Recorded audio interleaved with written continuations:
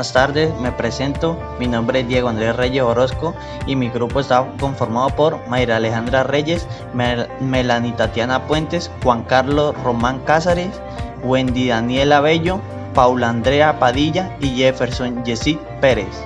Vengo a presentar sobre qué es el PIB. El PIB es el Producto Interno Bruto, es una medida del valor de la actividad económica de un país. Básicamente calcula cuál fue la producción en bienes y servicios que se hizo en un periodo de tiempo específico. Generalmente es un trimestre o en un año en las fronteras de un país. El PIB tiene varias funciones: consumo, inversión, gasto del gobierno, exportaciones y importaciones. El Producto Nacional Bruto (PNB). El Producto Nacional Bruto o PNB es un indicador macroeconómico que mide la producción final de bienes y servicios generados en un tiempo determinado por los residentes y empresas nacionales de un país. Incluso si están en el extranjero, el Producto Nacional Bruto también se conoce como ingreso o ingreso nacional bruto. El PNB se basa en un criterio de nacionalidad. En sus cálculos no se incluye en la capital ni la producción extranjera que se genera dentro de un país. También a base el flujo circular. El flujo circular de la renta es un modelo económico que refleja el funcionamiento de la actividad económica dentro de una economía de mercado, suponiendo que la economía es cerrada, es decir, que los consumidores gastan todo su ingreso, no existe el Estado y no hay comercio internacional. El flujo circular es un modelo económico que pretende explicar cómo se relacionan dos tipos de agentes económicos. Por un lado se encuentran los hogares, familiares, consumidores y por el otro lado las empresas productoras. También podemos encontrar la utilidad de la economía. En el campo de la economía se habla de la utilidad para aludir a la medida de la satisfacción del consumidor al adquirir un producto o servicio.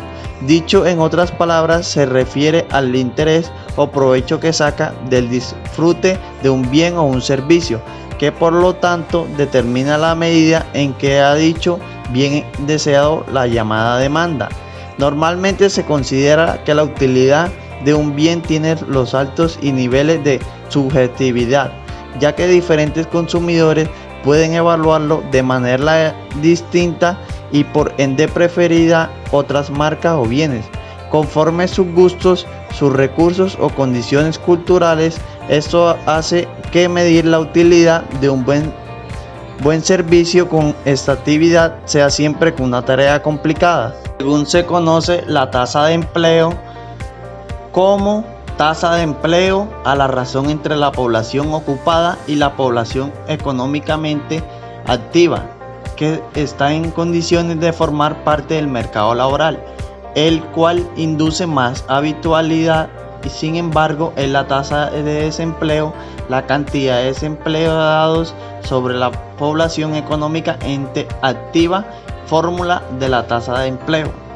La macroeconomía es la parte de la teoría económica que se encarga de estudiar los indicadores globales de la economía mediante el análisis de las variables agregadas, como el monto total de bienes y servicios producidos, el total de los ingresos, el nivel de empleo, de recursos productivos y la balanza de pagos, el tipo de cambio y el comportamiento general de los precios.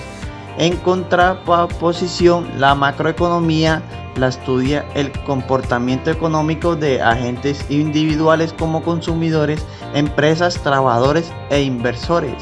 También se encuentra la elasticidad. Revela cuándo sensible es una variable frente a las variaciones o cambios ocurridos en otra variable que la determina. En lo que respecta a la elasticidad de la demanda, en sentido general existen variables o factores que provocan variaciones en las cantidades que los consumidores están dispuestos a comprar en el mercado.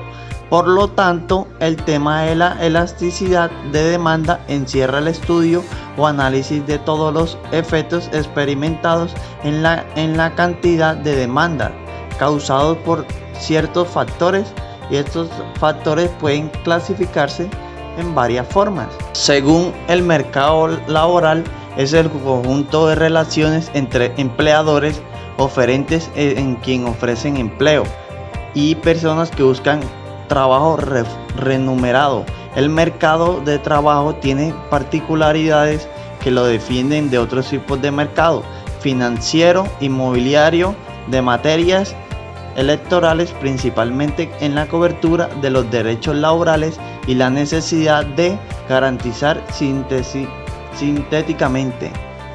Por último, encontramos la demanda.